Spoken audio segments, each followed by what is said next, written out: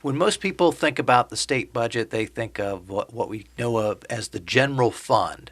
But that's not the whole state budget, is it? No, it's not. The general fund is usually just your agency totals, and that's what the media likes to say. So that $20 billion figure is usually what we hear.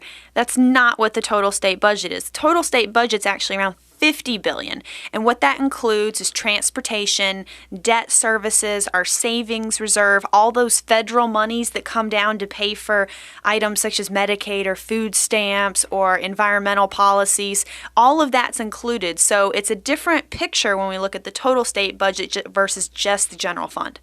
The general fund budget peaked a few years ago and has actually gone down recently, but that's not true of the total state budget? That's correct. In 2009, the general fund hit its highest point that it ever had.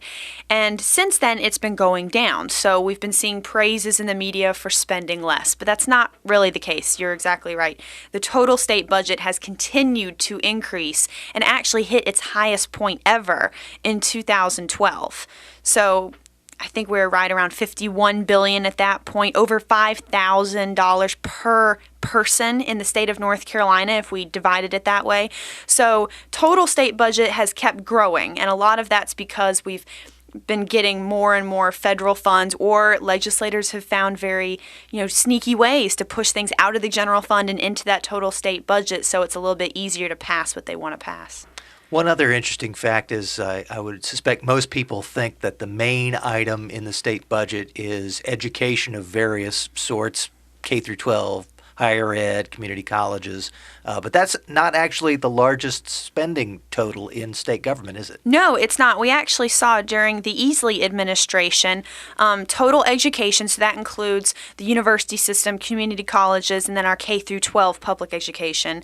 All of those combined in 2005 were less than the Health and Human Services budget. And now Health and Human Services has surpassed education by a very large amount. So even though in the general fund we're spending more on education, when we look at total expenditures over the entire state, HHS is much higher.